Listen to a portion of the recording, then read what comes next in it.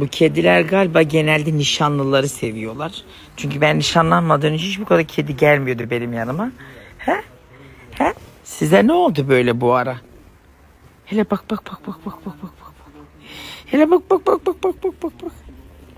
Ben evde Pakize'yi besliyorum ama bu kadar kendini sevdirmiyor. Nasıl tatlı. Bak.